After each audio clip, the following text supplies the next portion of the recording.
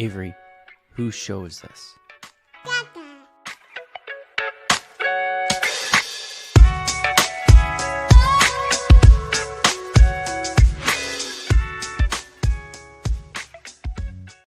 And we're live. Welcome, everybody, here to the Lakers Lounge Podcast. I'm Anthony Irwin, Senior Lakers Insider for Clutch Points. And today on the show, we will be talking about LeBron.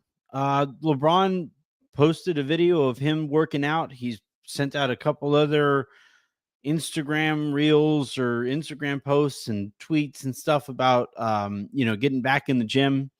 And it's made me wonder a little bit about, again, the way that we've talked about him and the Lakers all summer. So we'll talk about that. We'll also, I also noticed in that video that I'll play it for you guys too, in case you've missed it. But I also noticed in that video that LeBron looked a little slimmer. So I have some theories and some thoughts on that potentially. But more importantly than anything, I asked for questions over the weekend for the mailbag in Sunday's episode and got a ton of them. And I had so many left over that I feel bad for people who leave those questions and then don't get them answered. So I wanted to go back in to that tweet, find some of the questions that can still be answered now, and I will answer as many of those as well as whatever questions you guys ask over the course of this show. I'll try to get to as many of those as well. And we'll go ahead and enjoy this nice, quiet, Tuesday evening. And go ahead and kill an hour at a time. What could possibly go wrong? Also hoping that we get some trade stuff in the MLB or in for the Dodgers, because their bullpen desperately needs it. But different sport. Let's dive in. A quick reminder, please do hit that subscribe button wherever it is that you get your podcast. If you guys are listening to this in the morning, if you're watching right now, please hit that subscribe button here on YouTube, and then hit that like button as well. Those buttons help us quite a bit. If you guys are on Twitter, head on over to youtube.com/@LakersLounge to subscribe to the show there.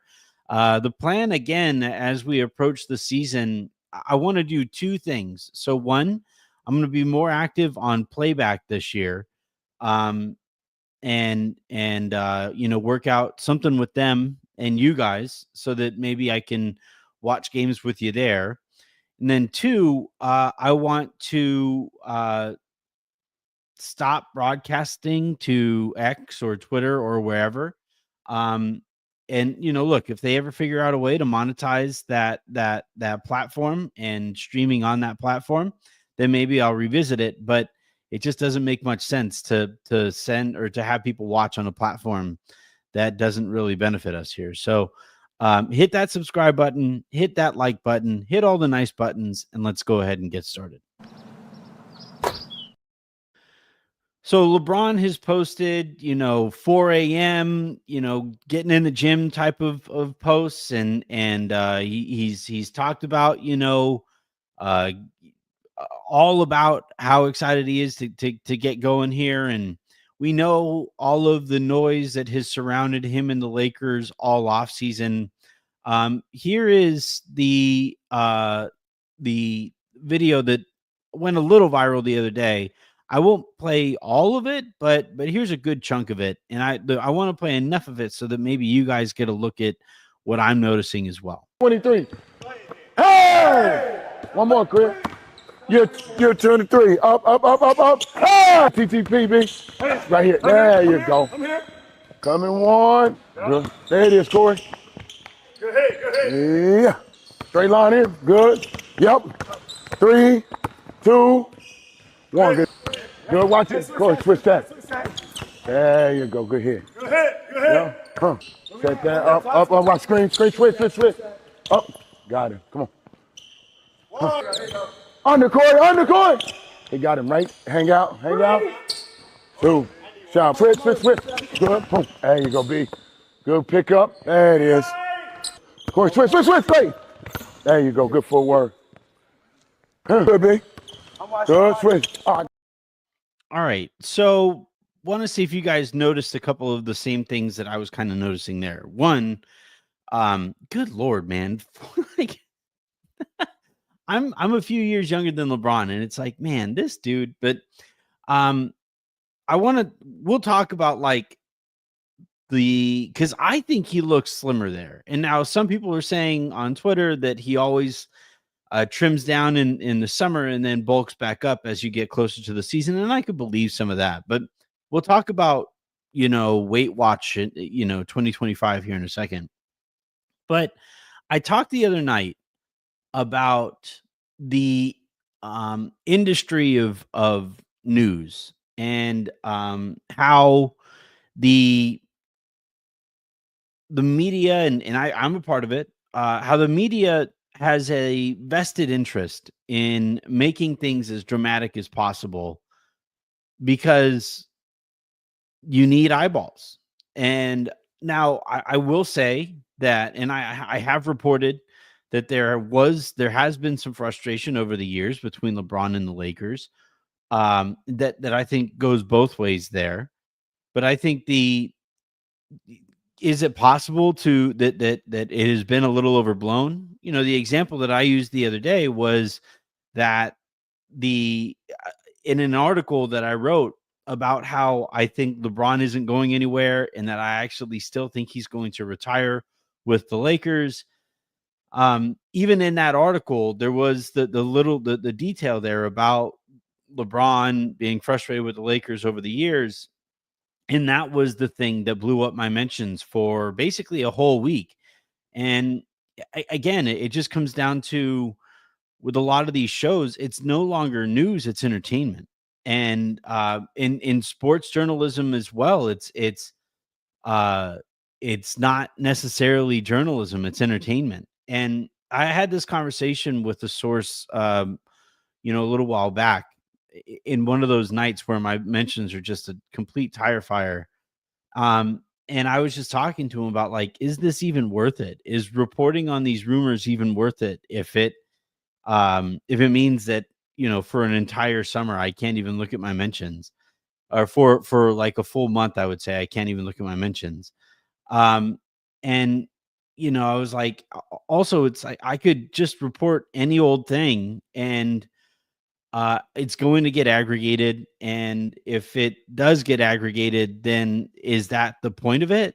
And, because even when I get things right, the same people who were saying, oh, well, you're this, you're that, you're this, you're that, they don't notice, or they excuse away the times where I get stuff right.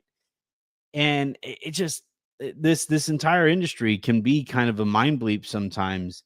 And the reason I say all of this is because with LeBron, it might just be that he can be frustrated, but he also can be aware of the fact that he doesn't have any other options, and he doesn't want to end his career on or with a season where he spends the whole time subtweeting his current team and he just ends it on a sour note.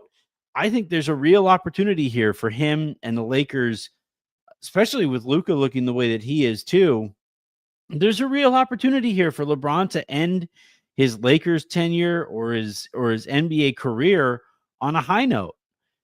Whether it's this year or next year, by the way, because I look, Marc is incredibly well plugged in. He's a fellow Cal State Fullerton alum. I got to spend some time with him in Vegas as well. I really like Marc. He's been a great mentor to me and to Harrison over the years. I have nothing but respect for Marc. So if he says that he feels like LeBron won't finish out his career with the Lakers, then it's worth paying attention to it. I feel differently, but that doesn't mean that he and Marc and I are in some kind of blood feud. It's nothing like that. I just have sources who have told me one thing. He has sources that have told him another. He's reading the tea leaves one way. I'm reading the tea leaves another. And look, if LeBron doesn't finish his career in a Lakers uniform, then okay, but when you look at his options, he's not going to just play on the minimum for Cleveland. And there's no way for them to open up the type of cap space that they would have to, so that LeBron can sign there next summer. and make the amount of money that he expects to make while he maintains a high level of play. There just aren't very many teams that have, like, he doesn't, I don't believe, want to play with the Clippers.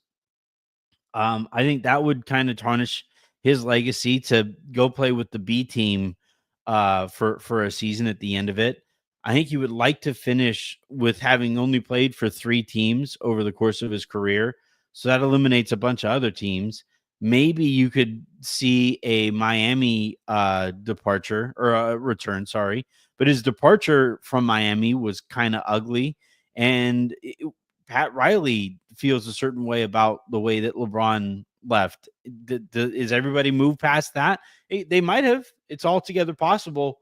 But you look at all these situations and you have a Lakers team next year, or a Lakers organization that is going to have cap space next year, so long as they continue to operate the way that they are. They're going to have Luka Doncic entering the absolute peak of his powers in the next few years, which is kind of terrifying because he's already been pretty damn good to this point. You have they're going to have the assets that LeBron would want them to turn into another really, really good player.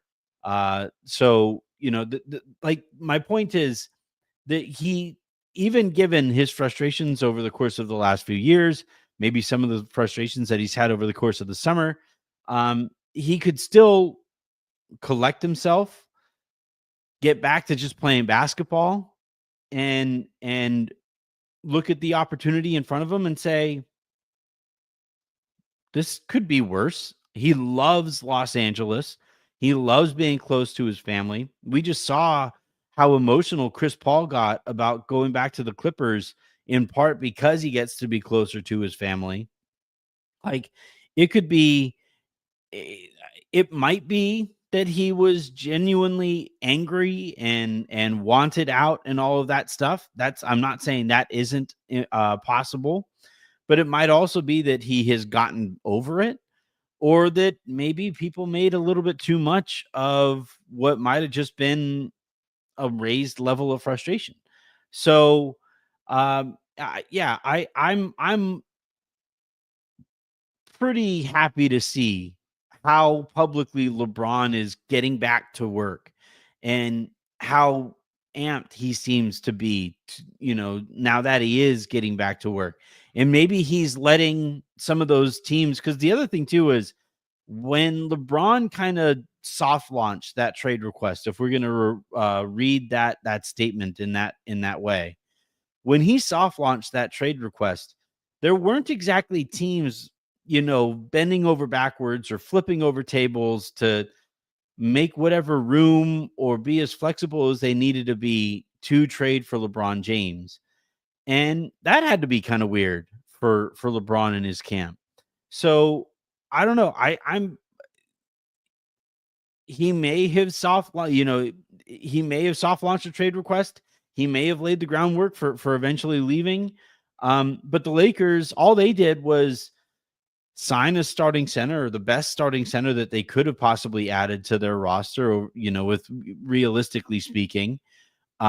They went out and got a former defensive player of the year in free agency. And they are doing everything in their power to make sure that Bronny develops and grows at a decent rate, and maybe, just maybe, has a role in this rotation here this season as well. The Lakers have, I think, acquitted themselves quite well this offseason, given some of the limitations they have placed on potential movement. And I don't know, man. I like this team. I like this roster. I especially like it with the way that Luka has worked on himself. I especially like it potentially with the stuff that we'll talk about here in a second with LeBron. This is LeBron's best opportunity at winning a championship this season. It's not in Dallas, after they have to trade away everything that they would have to trade away to get him. Again, he doesn't want to play on a minimum contract, so there is no, like, better situation that would involve that would honestly, that would make people look at him a certain way. And by the way, like, if he was going to take that kind of a discount, he could have just taken that discount here with the Lakers and given them even more opportunity to improve their team, right? They could have kept Dorian. They could have done all those things, but he does care about making the correct amount of money that he should be paid for, not just what he brings to a basketball team as a basketball player, but what he brings to a city by way of being the superstar that is LeBron James. So all of this is to say, I think he's pretty excited to get back to work. And if he's excited to get back to work, and if he enters training camp, or if they do one of those little mini camps or whatever, if he enters training camp and he looks around at this roster, or if he's pleasantly surprised at the beginning of the season, I don't know. I really like I like this group, and I like this group even more when you consider the assets that they have to make the team better. Should that opportunity present itself. And I think LeBron, if I can see that, LeBron's smarter as a basketball player than I am. I would imagine he can too. Now, the other thing too, you watch that video. I'll just play another little snippet of it again. 23. Hey! One more, Chris. You're 23. Up. Ah! TTP, B. So he looks great, by any standard. But he also, and look, Erad, I swear to God, some of you LeBron stans, like, you look for people to be saying the thing that you want them to be saying. Did I say that he demanded a trade? What the fuck are you talking about? Yes, he was frustrated. That was like exactly what I said, what I reported. He's been frustrated that Rob has basically wasted this extended prime that he's had. Why are you whining in my chat? But anyway, the God, man, there's a tweet out there somewhere that was like, if somebody says something is benign as like, I like good food, that there's somebody out there who's going to be like, oh, well, look at you being able to brag about your ability to eat good food. Like, can we just not assume the worst in everybody? Can we just try that for a little bit? Give it a go. See how it goes. If you just don't live your life looking for every potential slight, give it a try. I promise you're going to be so much better off and happier if you just don't look for me. All I've been saying, and this is what's stupid about it too, is I agree with LeBron. I also wish Rob would have been better at his job the last few years while he had LeBron James, while he had Anthony Davis. I agree. And yet somehow LeBron stans are angry at me for reporting that he's upset with the late. Like, everybody was just upset over the summer. It's like, just chill. You're okay. I'm not out to get your king. I swear. Good Lord. All right. Let me get back to it. So it seems to me LeBron looks a little slimmer in that video. And I mean by, even by the standards of what I've seen from him in off seasons while he's been a Laker. And this year, just based on the makeup of this roster, the Lakers would probably really benefit from LeBron slimming down a little, improving his foot speed, and being a better perimeter defender. And I think last year, when they didn't have a center, they needed LeBron to be a little bit bulkier so that he could play that small ball center role. But this year, you have DeAndre Ayton. I'm not going to go so far as to say that they expect to get somebody like Vucevic or anything like that. But if you have DeAndre Ayton, Jackson Hayes is a little better slotted as a backup center. Maybe, just maybe, Maxi Kleba isn't washed. You have options at center. You have Christian Koloko still on a two-way.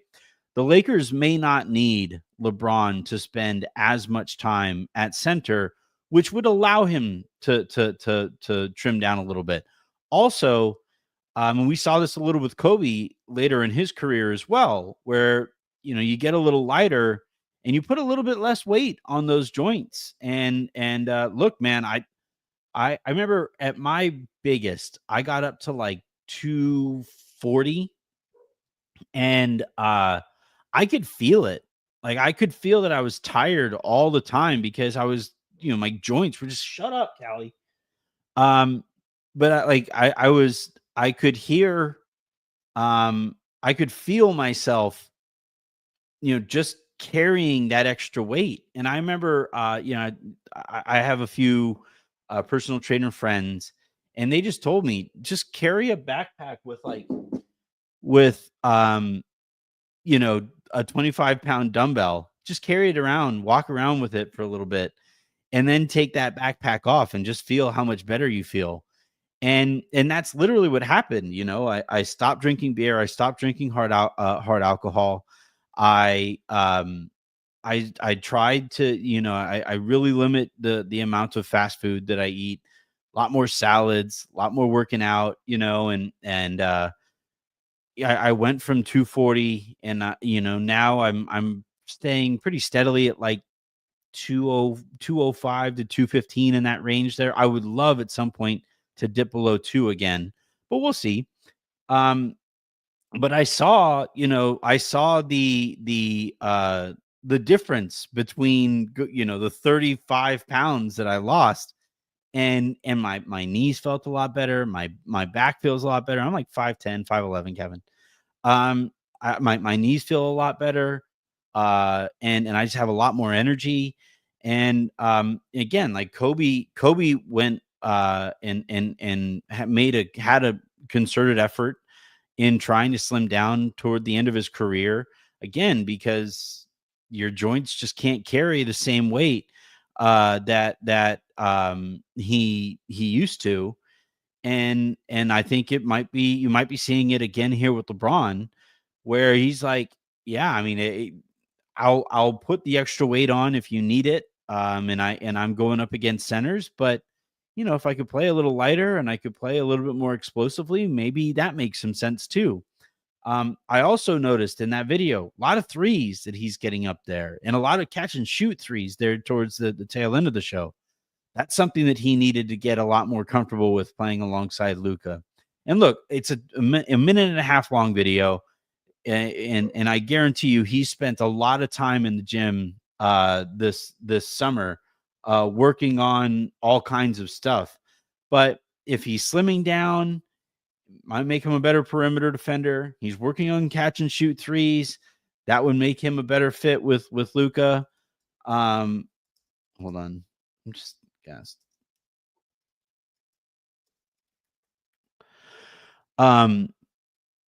Yeah, I just think there's a lot that, again, if we really, really want to read between the lines of a minute and a half long video, I think you're seeing LeBron kind of tailor his workout and his offseason regimen to what makes the most sense to play with Luka. And here's something that I've reported over the course of the summer. I thought it was going to get aggregated, but it didn't for whatever reason.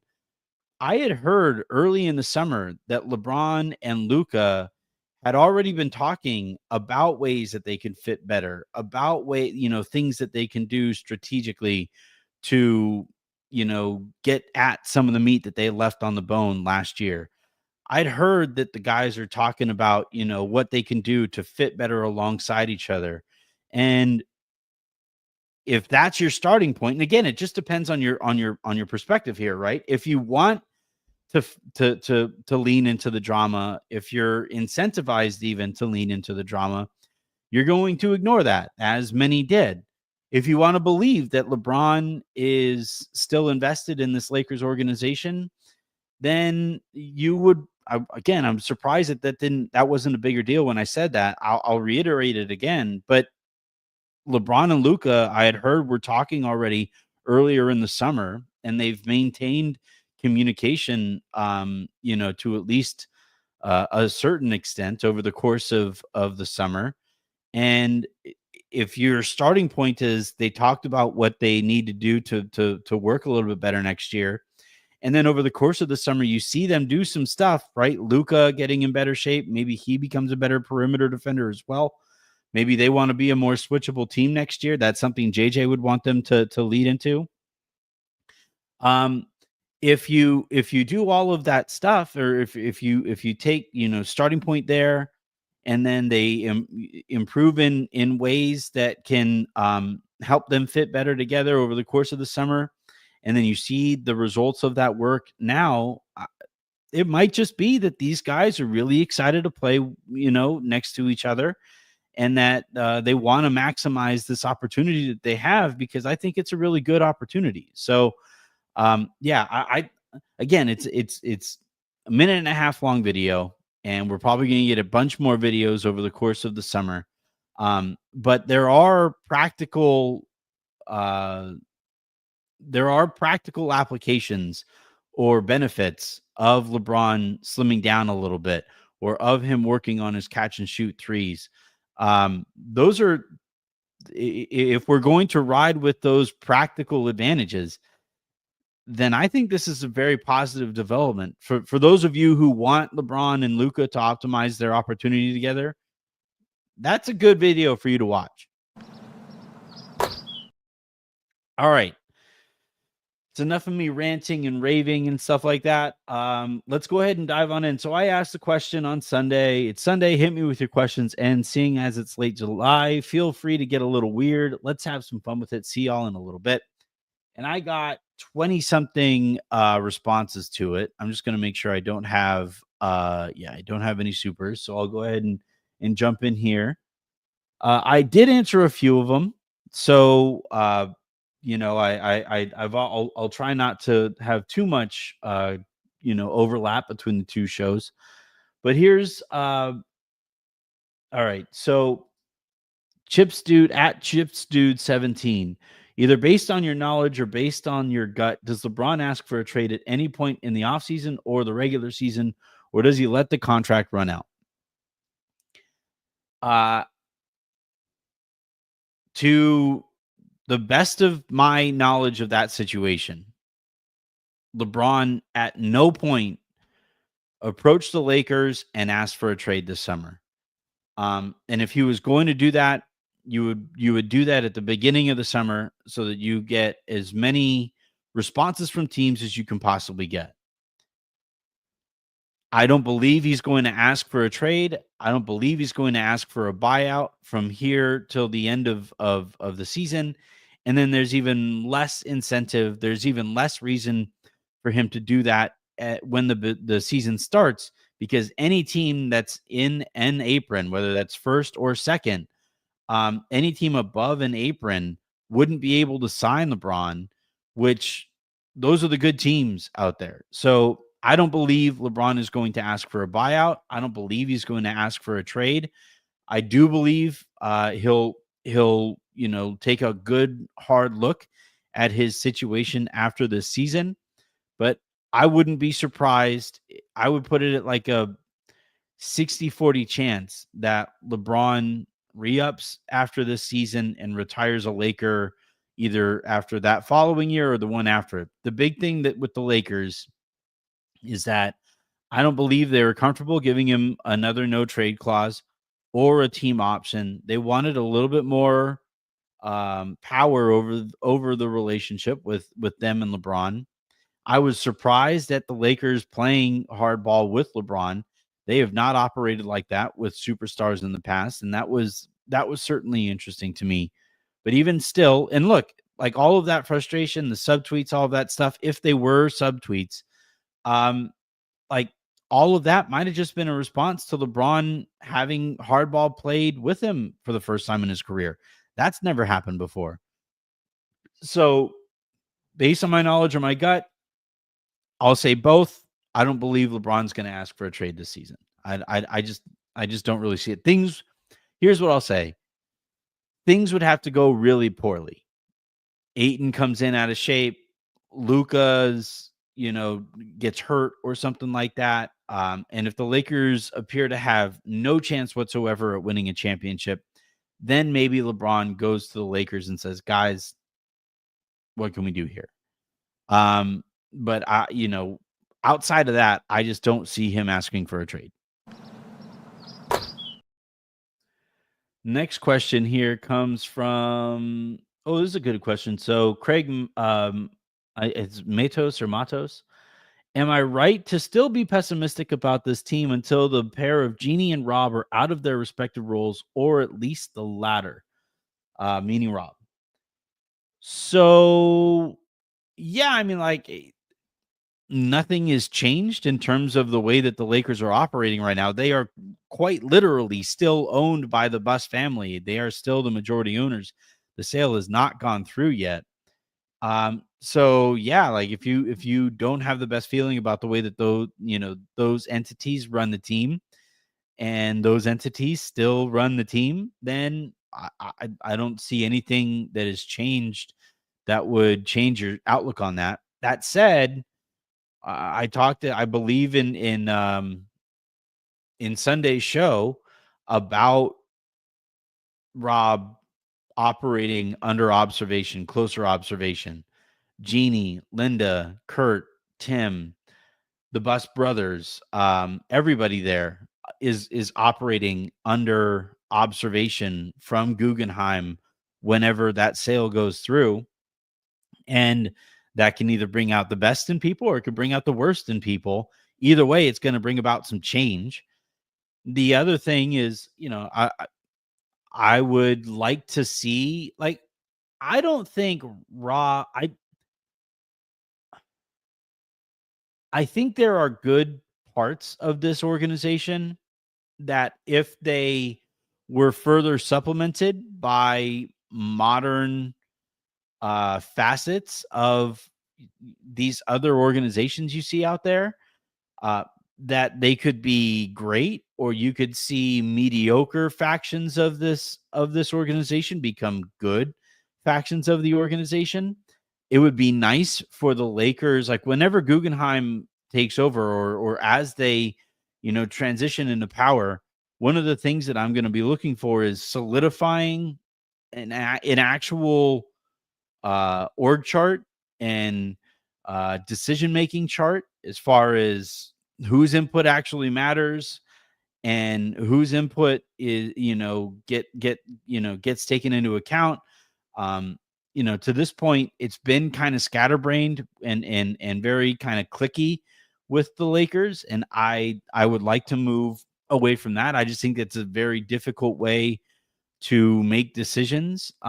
Or even better, I think it's an easy way for you to not trust the decisions you actually make. So you just wind up not making decisions. And I think the Lakers have fallen victim to that over the years. So if you supplement in some spots, if you replace in some spots, all of that stuff, that'll take, I think, more time than we would maybe like. But if you're going into this entire thing and your top priority here is get rid of Jeannie, get rid of Rob, that just doesn't appear to be how this is going to go, at least not right away. And we'll see how well everybody handles being under closer observation and how they handle being supplemented with some of these modern tools that other organizations have taken advantage of while the Lakers have been kind of left behind.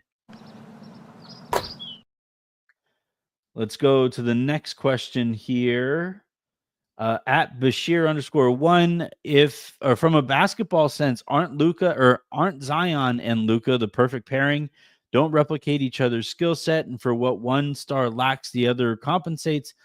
They're both Duffy clients as well. I want absolutely nothing whatsoever to do with Zion Williamson. I just think he is incredibly immature. He has made a ton of money despite being hugely disappointing for the New Orleans Pelicans. If you're just talking 2K and I can turn injuries off and Zion's immaturity doesn't matter, then okay. If you're building a 2K team, I can see what you're kind of talking about there. But That dude does not get it. And until he does, I want nothing to do with him. You want to know why the Pelicans?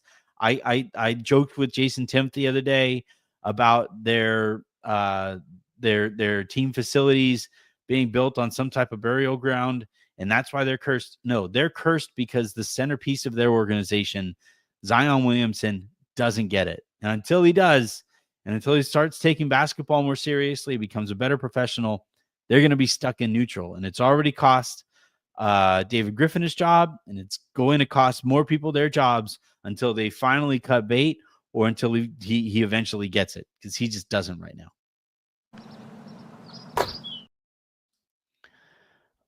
Let's see. David _ Jovi, do you see Eric Dixon or Council the Fourth getting the last two-way spot? I think they'll probably fill it before they go into camp, because you can kind of cycle through. You could cycle through the two ways, and you can waive people, you can bring them back, waive people, and the Lakers have done that in the past. So I think they'll probably fill it. The only name that I've heard most connected to it has been Stewart to this point, but if that was going to be the move, they would have done it already. So yeah, we'll kind of see as we get closer to camp what they decide to do there. Dixon was hurt for all of summer. They did sign him to that Exhibit 10 deal, which gives him a little extra change if he winds up with the South Bay Lakers. So that's good. I like Dixon. Little slow for me, but we'll see how well he fits in training camp and eventually how well he fares in the G League. But yeah, as far as like the last two-way spot going into camp, I have thought it was going to be Stewart. It hasn't happened yet.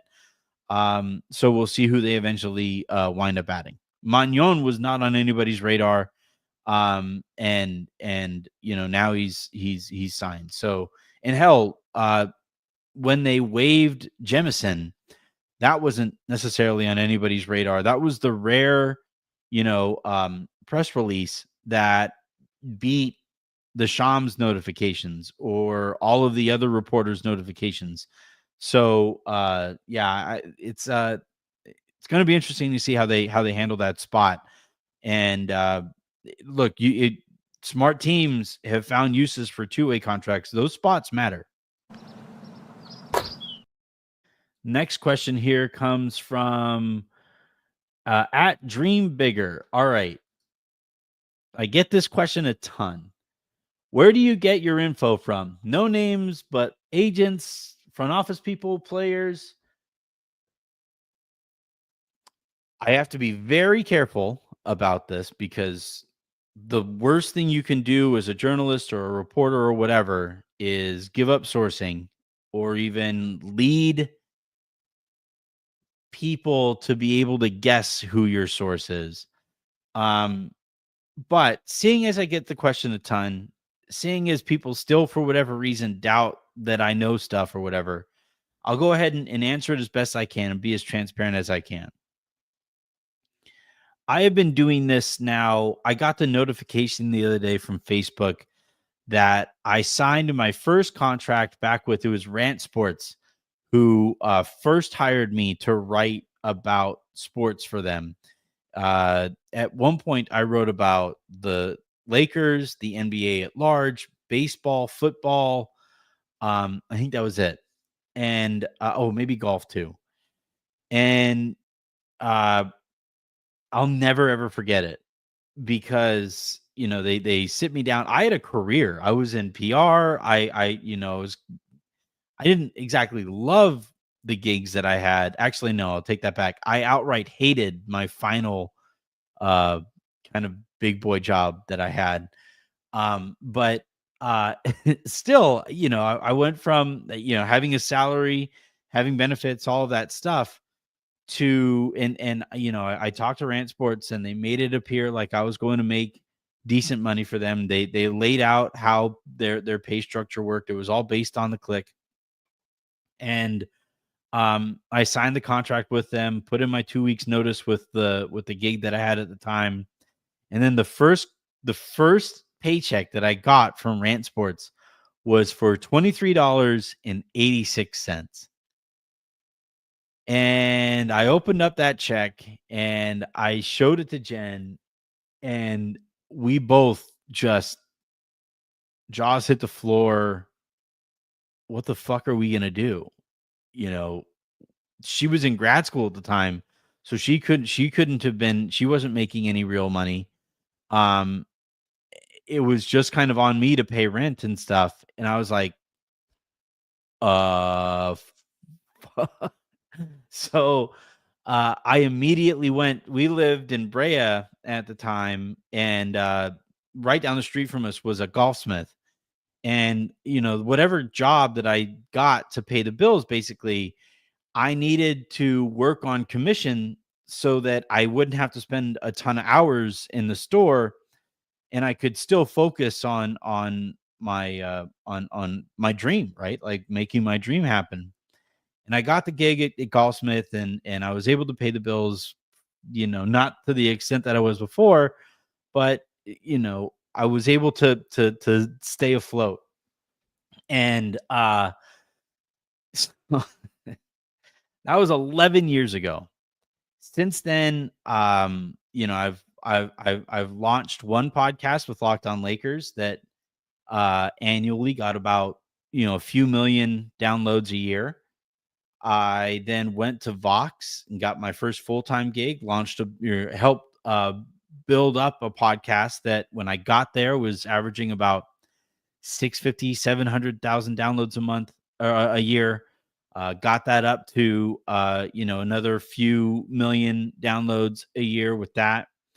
And then when I got laid off by Vox, I was able to keep that RSS feed, and took a couple hits because of like the way that algorithms and RSS feeds kind of work when you leave various platforms.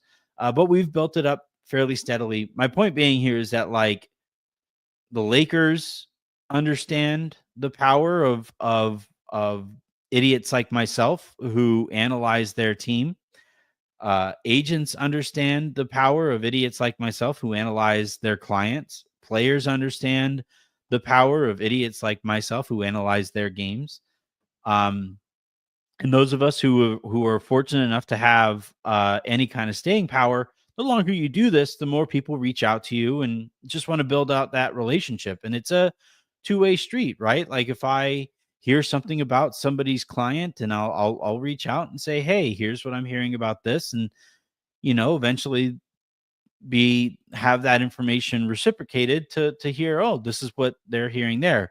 I have friends who are scouts and executives and coaches and stuff like that all throughout the league, because I played growing up, and because of the way that I analyze the sport. And I have those relationships that I have built with trips to Vegas every year, and just having the DMs open, and stuff like that. So it's an entire kind of network of people that now look, I've given the example of Brooke Lopez wanting more money than the Lakers were getting ready to offer him. And as such, his camp made it really clear to all of us that he was going to sign with the Lakers. And the point there wasn't to indicate that he was actually going to sign with the Lakers. It was to get other teams to kind of pony up a little bit. And eventually he got almost double, what the Lakers were offering him from the Clippers. Had nothing to do with starting, had nothing to do with LeBron. It had everything to do with cashing out one last time at that stage of his career. And any mission accomplished, right? And that's something that I reported that he was really high on the Lakers free agent board. I still believe that. I do think the Lakers liked him, but they only liked him to the extent that they could pay him at that given moment. And then once they heard that DeAndre Ayton was going to be available, I think they pivoted, and Ayton became somebody that they wanted to pay the amount that Lopez eventually got from the Clippers. And that's all information that you get, through hours and hours and hours of texting and tweeting and DMing and phone calls and emails and, meeting in Vegas for lunches or drinks or dinners or whatever. And yeah, that's, that's kind of how it tends to go. But I can't obviously give up much more information than that, but I would hope that the explanation suffices, at least for now. Let's just double check the comments here. Still not seeing any super ones, so I'll keep on going here. At Mockman72 writes, still have work to do. In my opinion, center and guard point of attack defense is still not great. Rui off the bench to replace Bron is nice to have, but where do we go to greatly improve the roster now and for Luka's future? So yeah, I agree. Center, I actually feel pretty good about. I think I'm higher on Ayton than the vast majority of anybody talking about the Lakers right now. So I would say that they're good at starting center. I would like to see them improve their backup center. Unfortunately, that market is really dry right now. So you're talking about a potential trade. Maybe we'll see. I know there's been a lot of noise about Robert Williams. I think a lot of that is Portland kind of drumming up a market, while Williams himself is kind of banged up already. They haven't liked the offers that they were getting, and they already bought out DeAndre Ayton, so they don't want to do that again after turning down offers last year for Williams that they probably shouldn't have turned down. Point of attack defense, I am 100% in agreement there. I was really hoping that the Lakers would be able to get Gary Payton II, but if he's just going to sign a minimum contract, I've heard that he's likely to sign that minimum contract with the Golden State Warriors.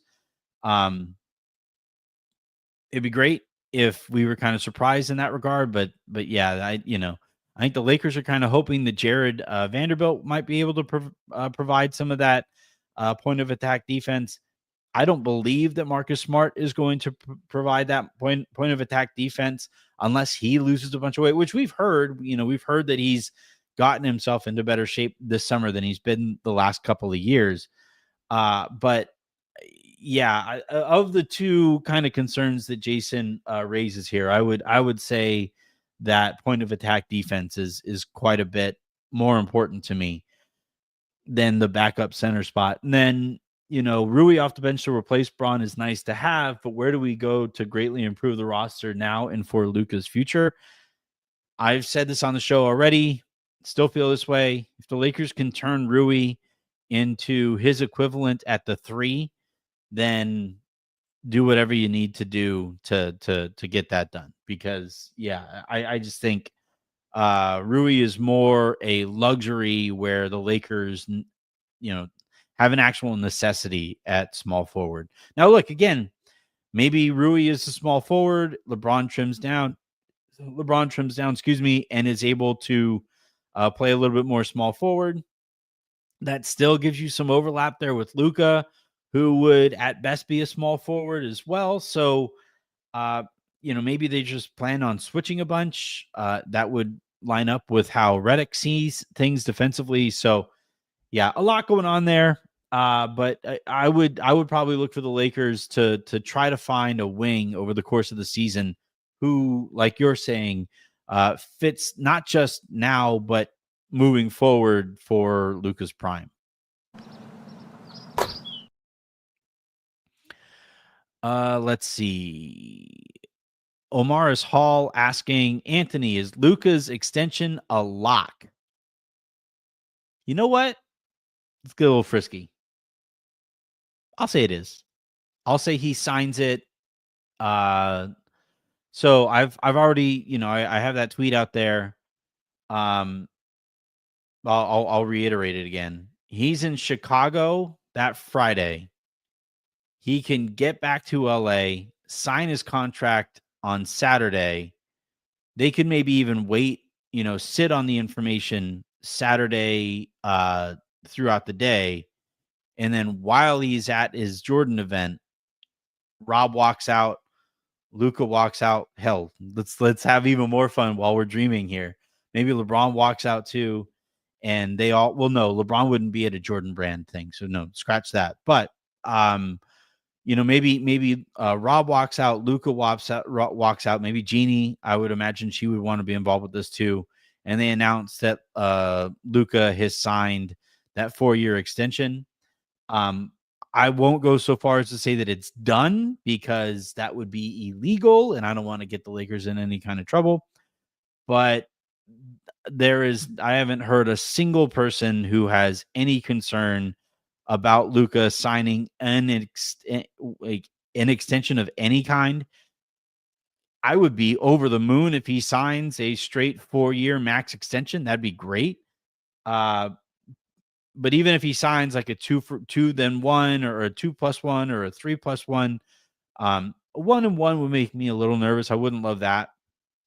But whatever extension he signs, it's coming soon. I think he wants to get it done so that he has that security before he goes off and plays in Eurobasket this summer. And yeah, I think whether we actually hear about it on Saturday or they have everybody sit on that information till Sunday, it's coming over the weekend.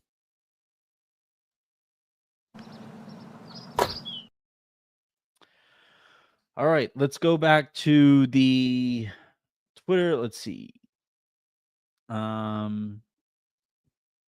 Gregory Brown with a bunch of numbers. I hear Lakers want Bron to fall off the books after the season. What do you think of Marc Stein saying basically this is Bron's last year with the Lakers? He does not see him retiring a Laker. Basically, no farewell tour with the Lakers. I look, again, if Mark's hearing that, it's legit. He's hearing it.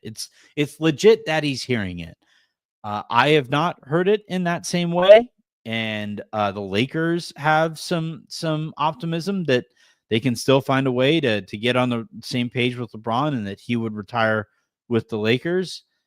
But if you look at his options and you look at other situations and stuff like that, and you compare it to what I think the Lakers are capable of this year, I believe that LeBron finishes his career with the Lakers.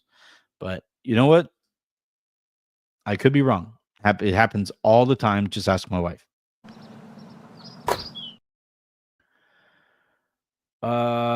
Let's see.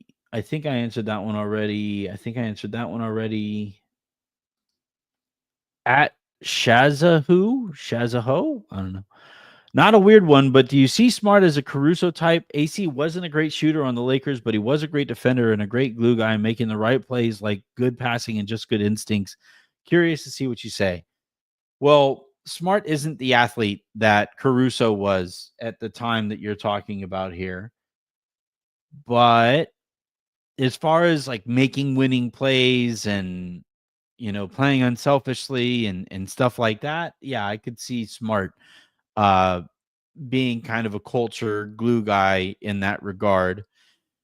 And, the biggest question with Smart is, can he stay healthy? Can he get and stay in shape? And can he get and stay healthy?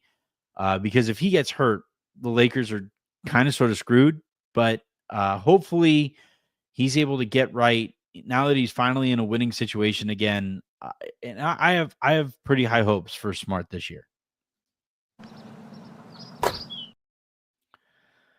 Let's see. King Chris 90. How much of a lock is Bronny's sixth man of the year? Well, I mean, if you want me to be as sarcastic as you are there, then total lock. But I would say he's probably going to enter the season as like a fourth or fifth guard, like a 13th man or something like that, who gets minutes because of injuries and just focuses again on developing. And I would probably say that he and this is another thing with LeBron is the Lakers have very closely overseen Bronny's development. LeBron would like to actually play regularly with Bronny on the court at the same time, not just have it be the kind of event that it was at the beginning of the season. I think he would actually like to see Bronny play some regular minutes. And I don't know that I necessarily see that for him this year in terms of rotation minutes, but I could totally see him being, a sub for whenever guys get dinged up. And look, the Lakers have a real need at point of attack defense. And Bronny, when he was really, when he had his motor going and he was really fully engaged there in Vegas, I liked what I saw in that regard. So he's a really good athlete. Doesn't obviously have the same kind of head for the game that his dad does, but I think he can come along fairly well in that regard. Needs to shoot a little bit better, but I think he's probably like a 12th or 13th man right now. But yeah, I feel better about Bronny's career than I did going into last season. I'm happy to be wrong about that. Let's go with, we have a super comment, which means Matthew writes, if LeBron wants $50 million to come back after next season, do you think they pay him?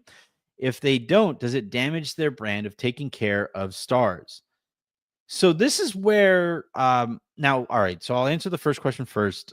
If LeBron is good enough to like this year, right? He's coming off of a season where he was second team All NBA.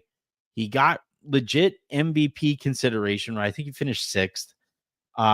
He was a top 10 player in the NBA this year. And as such, like to everybody who was saying, oh, he should have taken a pay cut, he should have done this, he should have done that. No, he is worth every penny from a basketball perspective coming off of the season that he had last year.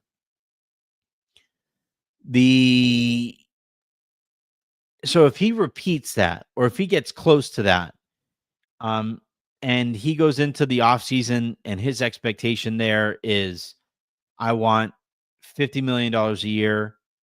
I think there would be actual negotiation. I think there would be a back and forth there. I don't see it as simply as his season ends and then they just say, all right, good luck, sir. Thanks for the time. I don't necessarily see that. I think there would be a back and forth before they arrive at that point.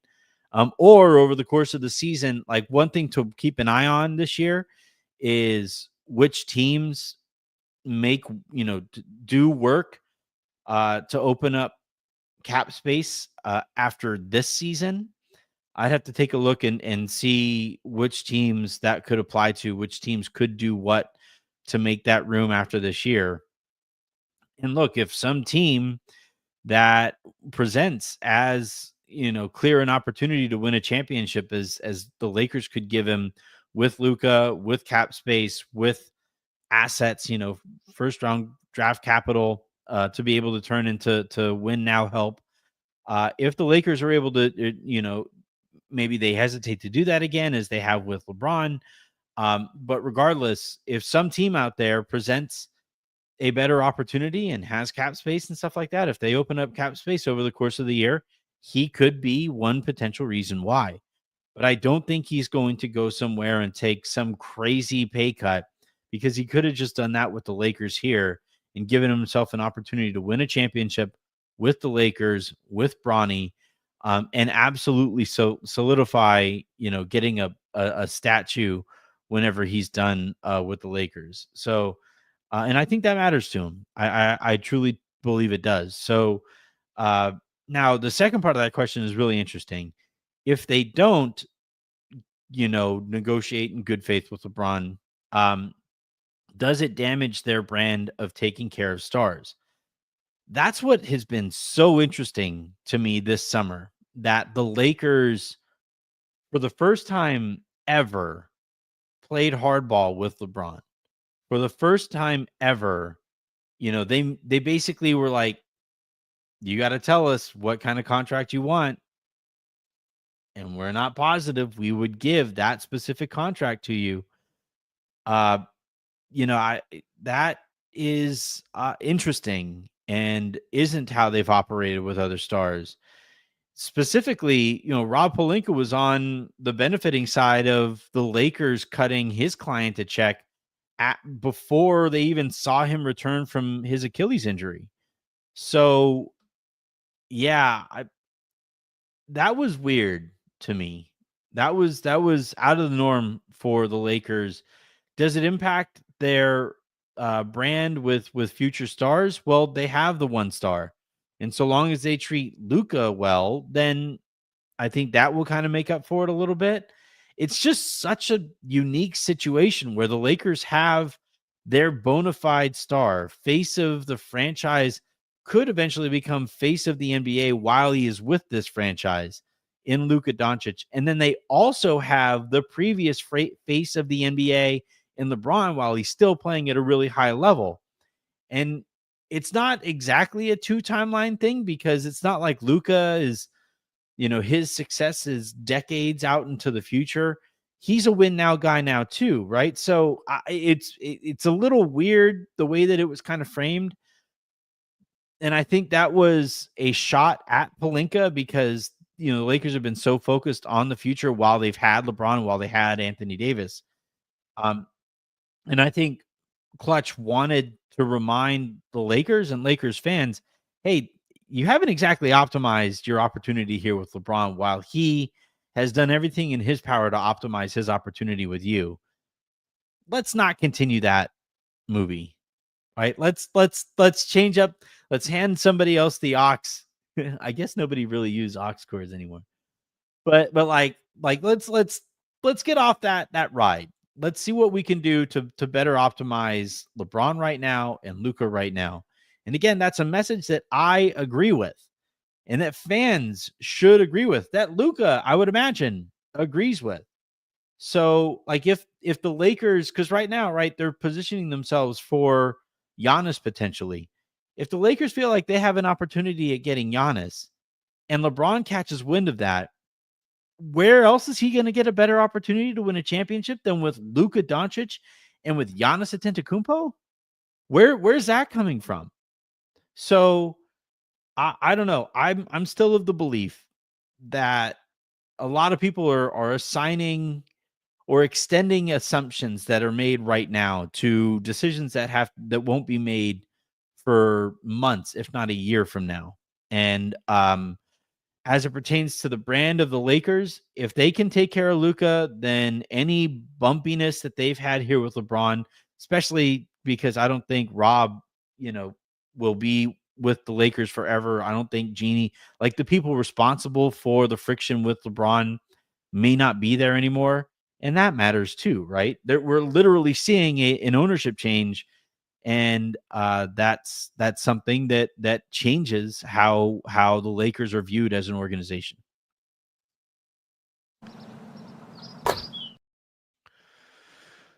We got a couple more start comments. The custodian Lexus King writes, if Vooch gets bought out, would you consider waiving stretching Maxey and just eat the $3.66 million for the next 3 years? Might allow us another player also.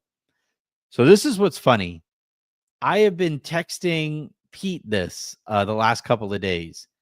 And now the hypothetical that I presented him was, would you buy out Maxey so that you don't have the dead, the dead cap space on your, or the dead money on your books next year to the extent of 3.66 mil. And so waiving and stretching it takes that decision out of Maxey's hand, and that's just a done deal at that point. I would only do it. I would only do it if Vooch is actually available, and if it, like, I'd have to look at the numbers here. If it would also give the Lakers the opportunity to sign Amir Coffey too, if they can turn Maxey this year into Nikola Vucevic and Amir Coffey, then that's a no-brainer decision to me. And then you go into the season, you still have Gabe's expiring contract, and you still have Dalton, you still have Ruiz expiring, you still have the 31 to 32 first round pick or whatever. That's how I would be open to it. I would first try to have a conversation with Maxey and ask him how open he would be to a buyout that, maybe you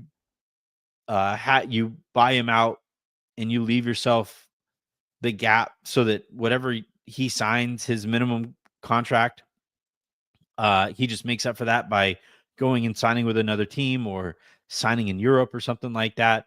You talk to him and you maybe talk to his camp and you see what his market would be and whether he feels he would be able to, supplement the money that he'd be giving back to the Lakers by signing elsewhere when he signs elsewhere, if he signs elsewhere. That's also another conversation, by the way, you have to have with Luka because you've already let Dorian Finney-Smith walk. Would it be open to you also letting Maxi Kleber walk? Those are his two best friends in the organization, and you let both of them walk for nothing, basically. But if Maxi can get himself another opportunity, and if Luka's okay with it, and buying him out to an extent that allows you the room to sign Vucevic if he does become available, and Amir Coffey as he is currently available, then I would be cool with it. The thing too with Vooch is there was some back and forth. I saw Stein and Fisher push back a little bit on the aggregation of their reporting in saying that, Vooch would not be bought out until closer to or after the deadline, which, okay, totally understand, makes a lot of sense. Harrison and I talked about it on yesterday's show, and I kind of wonder if agents would prefer, this is a conversation, by the way, that the Lakers can have all obviously totally legally with Bill Duffy, about how Vooch feels about it, about what Duffy would like to see happen here. Because look, if Vooch gets bought out, he's probably going to look first for a starting gig, and if he can't find that, he's going to look for the best opportunity that he can get for a bunch of minutes. I do think the Lakers present him that, but regardless, if it doesn't look like you can get Vooch, then there's no point in doing this right now, waving and stretching Kleber right now, or even having that conversation with Kleber, because Kleber, I still think, is more valuable as an expiring contract, especially as you get closer to the deadline, than he would be as dead salary space on your books next year. So, yeah, I think it's something that they should consider, depending on how, where the winds blow with Vucevic. But yeah, look, like I said, I've been texting with Pete about this the last couple of days anyway. It's something I've already been thinking about. It also reminded me of going into the offseason. I was bugging Pete and Darius about, hey, what do you think about letting Dorian expire and opening up your full non-taxpayer mid-level exception? Now, the point then was to try to go out and get Nickeil Alexander-Walker, who obviously signed for a little bit more. But that was something I was like, what do you think about this? And turns out that's how it actually played out. So yeah, it's a funny little thing that all of us kind of arrive at some of these kind of questions or analyses, roughly at the same time. Let's see. Brandon Omang writes, Dalton, Rui, and a first-round pick for DeAndre Hunter. Only 1 year older than Rui, so fits the Luka timeline, better fit with the starters, can defend, and is on a good contract. The problem with Hunter is that he hasn't been able to stay healthy, and that dates back to his time in Atlanta. It would be funny to see a bit of a homecoming there for Hunter, seeing as the Lakers drafted him originally. But if he can, I like where you're going here. The Hawks were a lot better with him on the court than without him. I would say the trade, sending Karis LeVert and stuff to Atlanta to get Hunter, I don't think worked out to the extent that Cleveland was kind of hoping for. So I would maybe look into that a little bit more. But I see where you're going there. I kind of like it. If he could find a way to stay healthy, then that'd be great. And look, it's like, we've been kind of I don't know if you send Rui, I don't know that I would send a first rounder too for DeAndre Hunter. He has more money on his books for longer than Rui does. So I'd even wonder if Cleveland would send like a second rounder back to the Lakers in this case, seeing as you're also getting Dalton. But yeah, I see where you're going there. I've always liked Hunter's game. It's just a matter of how frequently we get to watch that game and how I would like to see a little bit more of it. All right. That, I believe, yep, that is going to do it. I answered as many of the questions from Twitter as I possibly could. I answered a ton of your guys' questions, free and otherwise, on here. The iTunes mailbag is cleared out. So we have a blank slate on all of our mailbags. So hit me in the iTunes mailbag, hit me with 5-star review questions there. Those get answered automatically. And yeah, it's Monday. Sunday is going to be kind of tough because I'm going to be back home. I'm going to be at my parents' house on a vacation. I'm not sure if I'll be able to record a mailbag on Sunday, but we'll see. Look, at the very least, I'm already anticipating having to go live whenever Luka signs his extension. So that will probably be Saturday, at some point, either Saturday evening or hopefully he just makes that decision Saturday morning as soon as he possibly can. And then we can just kind of go about the rest of our weekends and my vacation, but we'll kind of see. But yeah, until then, and until the next time you guys hear from me, I'm Anthony Irwin saying have a great rest of your day. Make somebody else's, and I will talk to you tomorrow.